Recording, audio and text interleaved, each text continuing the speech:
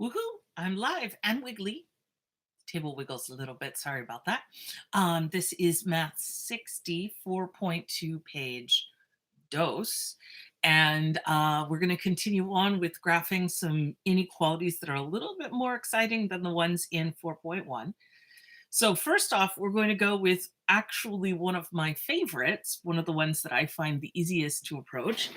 And that is, and I'm sorry about all the wiggling. Seriously, heads will roll, heads will roll. -1 is less than or equal to 2x plus 5, which is less than 13. This is a double inequality or a compound inequality, and it's actually not that bad. It may look a little intimidating, but basically all we're going to do is, I don't know if you can see, it's a little too bright. Let me see if I can fix that up a little bit. Too much brightness. Oh, that just makes darkness. Okay, well then I will just try to draw the dots in a little darker so you can see them. I'm going to draw dots like this, and that's going to represent the fact that there are actually three sides to a double inequality. And so whatever we do on any one side, we do on all the sides. The other thing I want to remind you is that we want to isolate the x. And generally speaking, we leave it there in the middle. We don't try to move it out because that just makes a mess. So I'm going to leave the x there, and I'm going to focus on moving everything else away, which I've got a +5, so I'm going to subtract 5. And the way I'm going to do this is I'm going to subtract 5 from all sides. Notice that there are three sides. Because there are three sides, I need three -5s.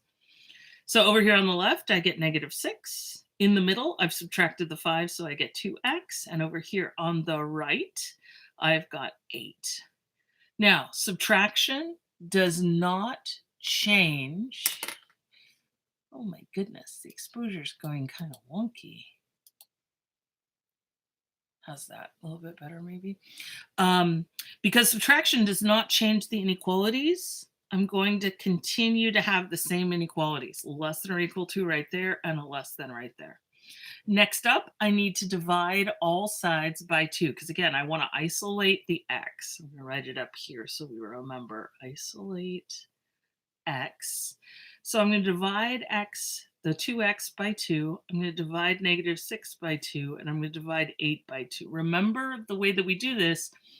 Do the thing you're actually going to do. Do the subtracting 5 or the divide by 2.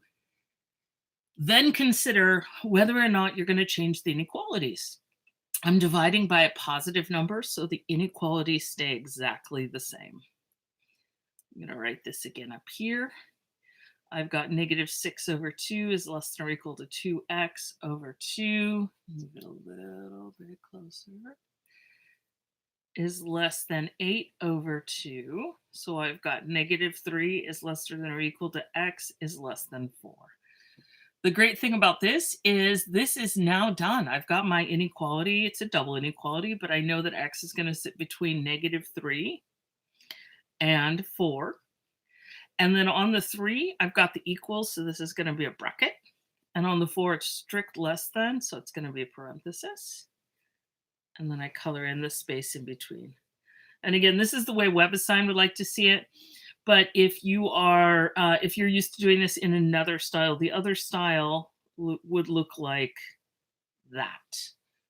That's another way to graph it, with a closed circle and an open circle.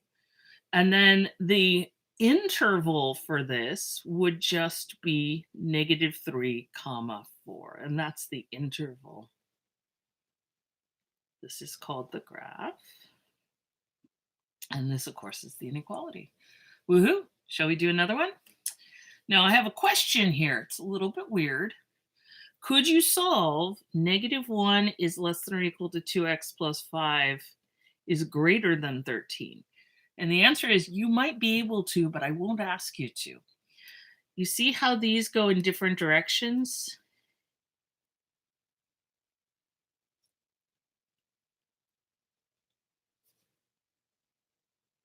Thank you. I have trouble spelling and talking at the same time. These two inequalities are facing opposite directions, like fighting alligators. And that means that we won't try to solve it. And I'm going to write can't in quotations to mean, well, we totally could, but we would have to do some other things to solve it. And I'm not going to show you those right now. So just assume that when you get the inequalities, especially in this class, you're going to get them always facing the same way. Okay, speaking of lies I have told you, we're immediately going to go into one where it seems some interesting things will be going on, and I'll show you how to deal with that. Put a line there so we can just kind of separate these guys. Okay, so much like before, I've got two inequalities. 2x minus 5 is greater than or equal to -3, and 5x plus 2 is greater than or equal to 17. Now, in a perfect world, I'd be able to just look at these and graph them, but I'm not a computer, so I'm going to have to simplify some of the stuff that's going on, rewrite these things so that I understand what the graph looks like. But just starting out, I do know that the and is going to be an intersection. So that's what I'm interested in. You'll see I've got the 3 graph spots right here ready for me to do the intersection with. So don't erase it completely. There we go. Down here where I've got space, I've got 2x minus 5 is greater than or equal to -3. So this is the first one. I'll number this one. You can't see it. Brilliant, brilliant. This is why I'm a professional. Number 1 right here, I'm going to go ahead and solve. Same thing as before. This time I'm adding 5 to both sides. As you can see, I was really into 5s when I wrote these problems. 2x is greater than or equal to 2. Because I'm adding to both sides, doesn't change the inequality.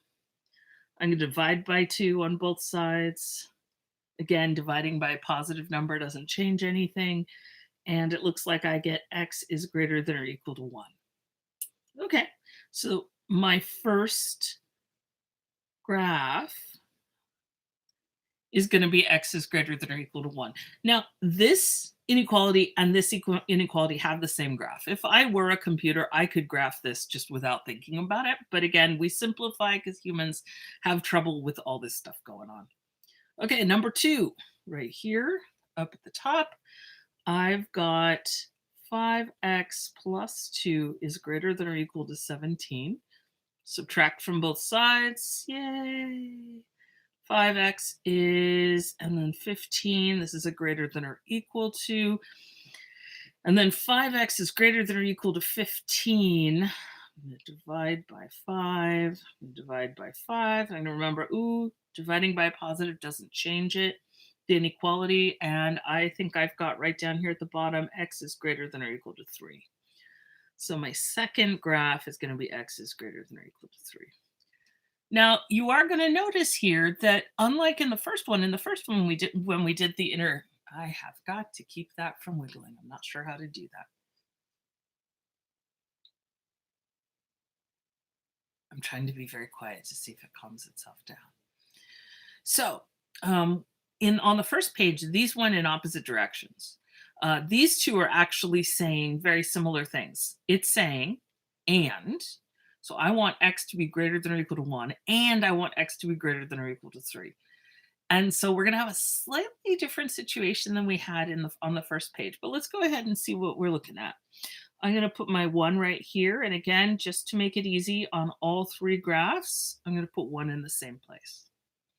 I'm going to put 3 over here. Your exact position doesn't matter. And then for the first one, x is greater than or equal to 1 is going to look here. All the way out. X is greater than or equal to 3 is actually going to look like this. And then this third graph is going to be x is greater than or equal to 1 and x is greater than or equal to 3. Remember that, where can I put this? And means we're looking for the intersection or overlap. I think overlap might be more human way to describe it rather than the intersection of the two sets. but it does sound fancy. So practice saying that. Oh, it's just the intersection of two sets, grandma. It's not that difficult. They will be very impressed. Unless they're not your grandma, in which case, make adaptations. You don't have to quote me exactly. So as I'm looking at these two, I see that there's no points over here. So this part of the graph is completely out. Starting at 1 and going up to 3, there are a bunch of points here that I have marked in, but they don't exist here. So that's not part of the overlap. This is just a little bonus piece that this graph has. However, starting at 3, I have overlap. So I definitely want to color this part in because all of these points are shared by both graphs. The end point, this beginning point at 3, is going to be the one that's usually the hardest when you're doing this graphing. I see that this point is included here. And then I look here, and again, Dora style, I'll say, is the point included on the second graph? You're right, it is. I know that's weird. If you said it didn't and I say it is, my kids caught on to that thing Dora did pretty quickly. And they're like, wait a minute. So it is included because we've got a bracket. We've got a greater than or equal to 3. So I am including it here. So I will include it in the final answer. So we're going to start at 3 and then go all the way to the right. So that's infinity. Oops, that wasn't exciting. The infinity is trying to take off. And I'll remind you that infinity always, wherever the infinity is, always gets a parenthesis, not a bracket. Woohoo. That was page 2. We only have 463 more pages to go. I'll see you in just a couple minutes. Woohoo. Wiggle, wiggle.